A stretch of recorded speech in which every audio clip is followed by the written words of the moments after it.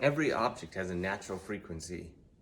So when you match that natural frequency, you can increase that object's amplitude. For example, if my kids are swinging on the swings and they're going back and forth with some regular frequency, like pendulums do, if I decide to push and I get my pushes to match the frequency, the amplitude of their swinging is going to get bigger. But if I push just random whenever I feel like it, I'm not going to help that much. There's a similar concept with sound called resonance. So resonance is when you match an object's natural frequency and it resounds that note, making it louder. That's called resonance, which literally means to resound.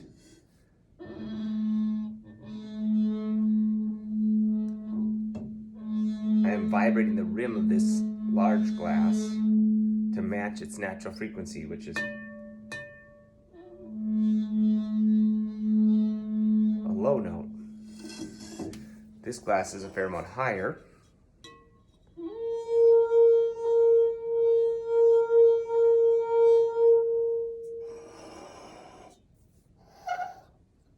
And this one's even higher.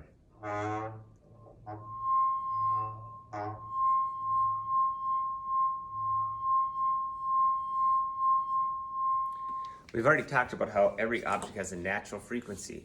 For air columns, that natural frequency depends on their length. The reason that this tube plays that note is because it has to have an antinode at both ends.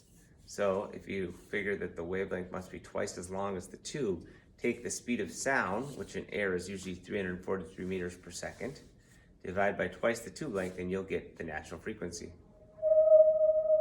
These tubes are also able to support overtones when you vibrate them faster.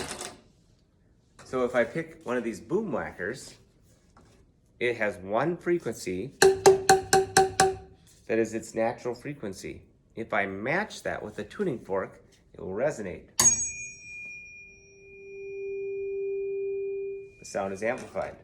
However, this tuning fork doesn't do anything for a different length tube. If I want to use a tube of this length, I need to have a lower frequency.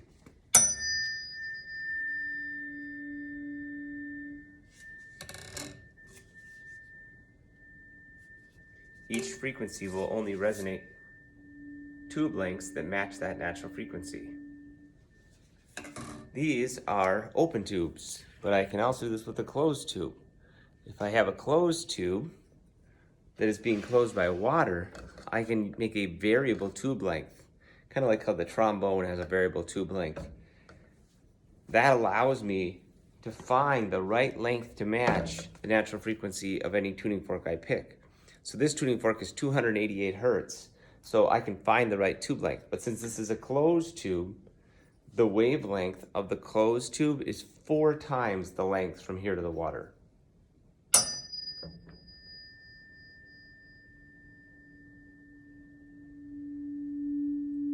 Once I've found resonance, I simply multiply this distance by 4 to get the wavelength times by the frequency on the tuning fork, and I have the speed of sound.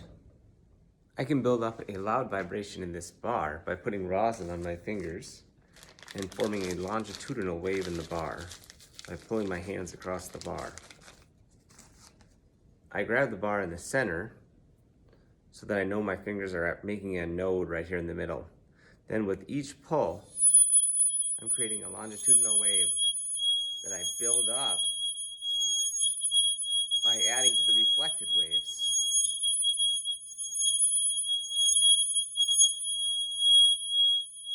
A shorter bar will have a higher frequency.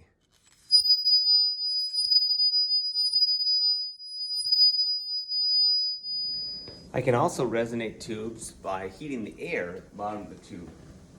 Here I have a long tube that wants to play a really low note. That note right there.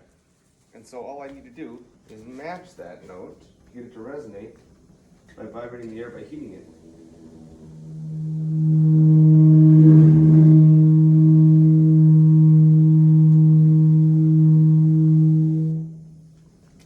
I have a little bit longer pipe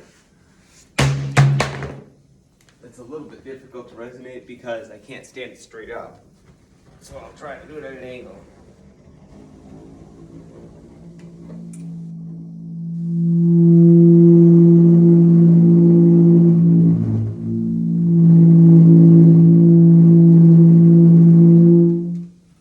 All right, I want to talk to you a little bit about something called beat frequency and how it's used for tuning instruments. So beat frequency is the periodic reinforcement of a wave amplitude by another frequency that's just slightly off. So if I decided I want to go for a walk with my wife and I take 60 steps every minute and she takes 62 steps every minute, and we do it with a real regular cadence, there's a rule that we're going to step together twice. There's only 2 times during that minute that we're going to be stepping exactly together. When I'm taking my 30th step, she'll be taking her 31st. And when I'm taking my 60th step, she'll be taking her 62nd. So we step together twice. If I walk 60 steps in a minute and she walks 63, we're going to be stepping together 3 times. When I'm on 20, she'll be 21. When I'm on 40, she'll be 42. When I'm on 60, she'll be 63. There's a rule in math that all you have to do is subtract any 2 frequencies and you'll find out how often the 2 will be in phase. So if you take 400 hertz and 395 hertz, those are in phase 5 times per second. So you're going to hear a beat frequency that gives 5 beats per second. It will sound like whoa, whoa, whoa, whoa, whoa, whoa, whoa, whoa, whoa, whoa, 5 beats per second. If they are off by 2, it would sound more like whoa, whoa, whoa, whoa, whoa, whoa, whoa, 2 beats per second. So to get 2 notes together, you want to decrease the beat frequency until you don't hear that vibration at all. So I'm going to play 440 hertz on my computer over the classroom speakers. Fortunately, someone has put 2 hours of 440 hertz on YouTube. So now I will attempt to match that with another speaker, and I'll start with it slightly off. So I'm going to start at 435 hertz. I'll turn the volume up. And you should be able to hear 5 beats. Now, as I tune this, that beat frequency is going to slow down.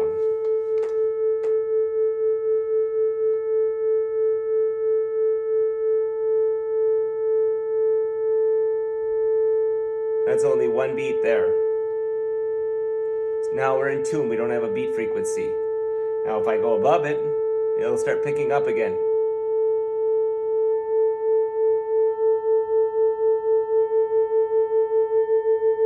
Once you get to about 7 or 8 beats, it just starts to sound like dissonance, like a train sound.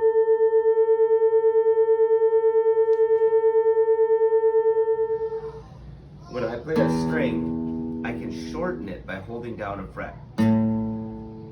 By holding the 5th fret of the low E string, it turns that into a higher note, an A, because the string is now only this long. That is the same note as the 2nd string. So I try to match those notes to tune the guitar to itself.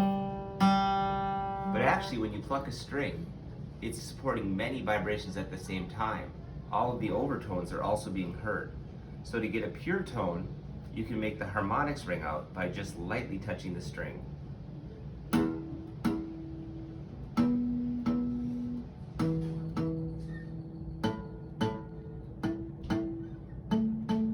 Those harmonics are different than the note you get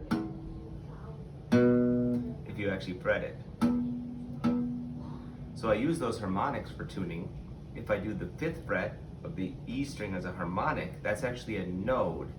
The 7th fret is a node, and the 12th fret is a node. The 12th fret is the node that cuts the string in half, so it's with a node in the middle. That makes the 1st overtone ring out. That's at a quarter, so that's the 2nd. There's the 3rd. So I can use the 2nd overtone of the bottom string and the 3rd overtone of the 2nd string.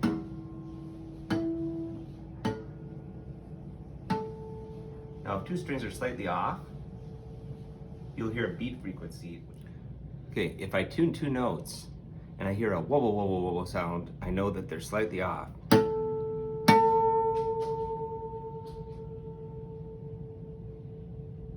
I tune to slow that beat frequency down.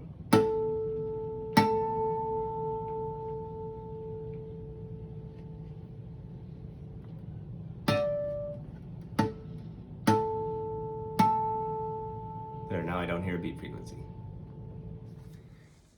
And finally, a survey. You can let me know in the comments which one bothers you more, the sound of plastic sliding across the lab table or the sound of the steel bottom of the ring stand.